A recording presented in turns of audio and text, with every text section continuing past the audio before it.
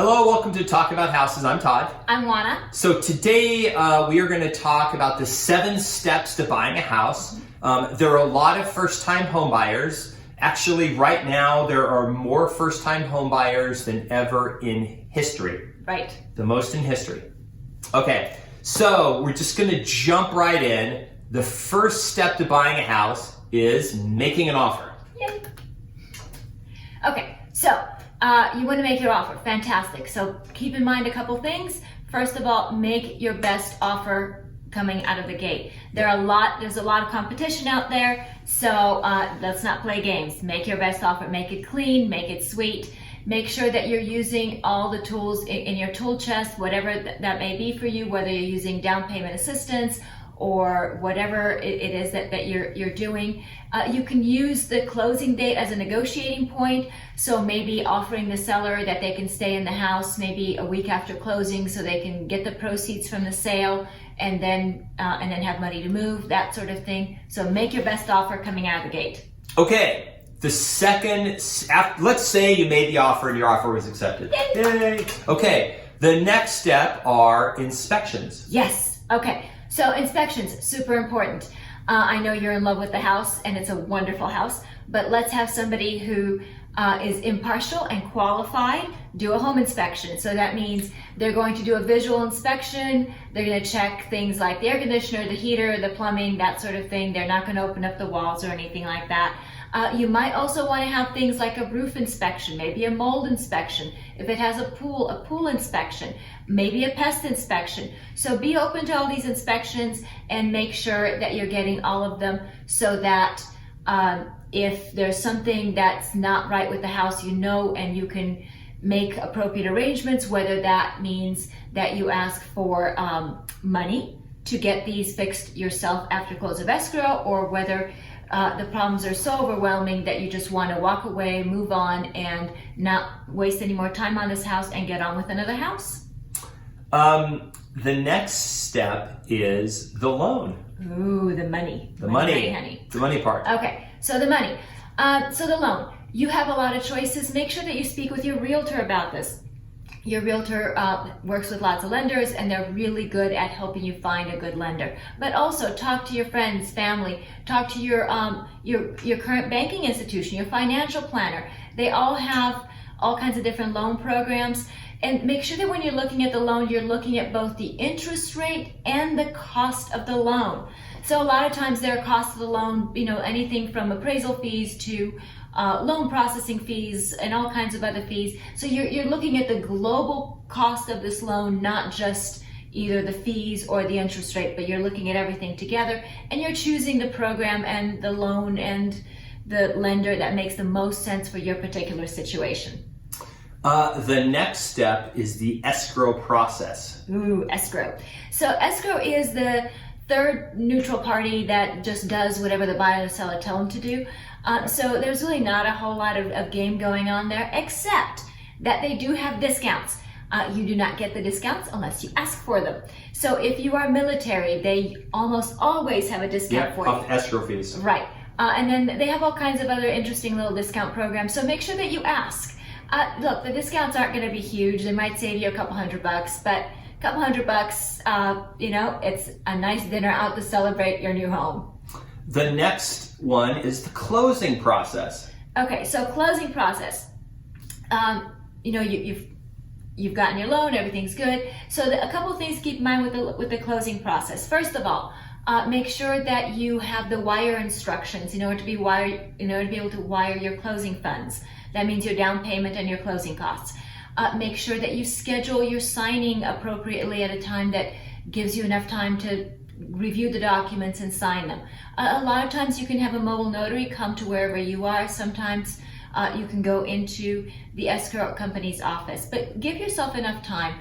The documents take roughly about an hour to sign, maybe a little bit longer if there are things that you're not sure about and you've got questions about. So give yourself enough time to do that. And also make sure that you're scheduling your utilities. It is not a lot of fun when you're moving and you do not have power and it's July in Las Vegas. Yep, because they turned it off and you haven't turned it on. That's right. So remember, you can schedule your utility turn-on dates up to 30 days in advance. Yep. So please don't wait until the last minute. They are booked, and for example, the gas company usually can't accommodate you earlier than 5 days. The water company, depending on where you are, might take just as long. The power company is usually a little bit faster, but don't count on that. You've got plenty of time. You know your close of escrow date. So when you schedule your signing, make sure that you have already scheduled your utilities. Very important thing about closing. There's 2 types of closings based on what state you live in, okay? When you're buying. If you're buying in some place like Arizona, Nevada, California, those are escrow states. Mm-hmm. When you go to sign your documents, that's not actually closing. You're just going to sign paperwork. You're signing loan documents, you sign deed, you're signing a bunch of paperwork. That's not closing. You do not own the house. People, I hear this all the time. I signed the paperwork. They took my money. Why don't I own the house? You don't own the house. If you are in, say, Colorado, Illinois, or states that are on the East Coast or Northeast, they have this thing called a roundtable closing. What that means is that's an actual closing that you attend, meaning everyone will be there. The buyer, the seller, the agents, the lawyer maybe, whoever is handling it. You sit around a big table. You sign all the paperwork. Literally what happens is as soon as everybody's signed, the keys get pushed across the table to you. Like you actually have ownership. You have legal ownership. The agent's commission checks are slid across the table to them. Like it's done at that point. In Nevada, California, Arizona, it's not closed. You just signed papers for loan docs, etc. Now this process takes a few days to where the loan docs get sent back to the lender has to fund the title company sits and waits till everything is in. They take everything and have it sent down to be recorded. And then all that happens is the closing happens when the person puts it in front of the recorder, they stamp it. They get on the phone and call the title company and go, 123 Elm Street is closed. Then they call you and say it's closed, and that's when you find out. So please, please, please ask, can I move in? Do I own the house or do I have to wait? You should know this ahead of time because I've seen too many times people sign the docs, they go over to the house, and they go, well, the owner's still there. Well, because it's not actually supposed to close for like 3 days. You're just signing early, okay? You don't own the house. You can't throw them out or whatever. Okay, very important. We should do a whole video on that probably. Yes. Okay, the next step in the closing process is the walkthrough. Mm-hmm. Okay. So the walkthrough, the thing that I forgot to tell you is don't forget your internet. That's one of your utilities, and that may take a few days to get set up. So if that's important to you, make sure that you order that ahead of time. We actually have a video on all the things you should do when you buy a house. Yes. And I'm going to put it right here. So it's like a checklist of like 17 things or something. Yeah. So you do all these things when you close on your house that you want to make sure you do. Right. Okay. So the walkthrough. Okay, so the walkthrough, it happens usually actually after you've signed all your documents. So now you go to the house is empty, the seller has moved out, and this is like your last chance to make sure that the house is in the same condition it was at the time that your offer was accepted, okay? So make sure that you do things like turn on the heater, turn on the air conditioner, whatever is appropriate. If you're in Las Vegas in July, probably turning on the heater won't do you much good, but definitely run the air conditioner. Turn on all the faucets. Make sure that there are no leaks. Take a look on the ceiling. Make sure there aren't any new stains up there.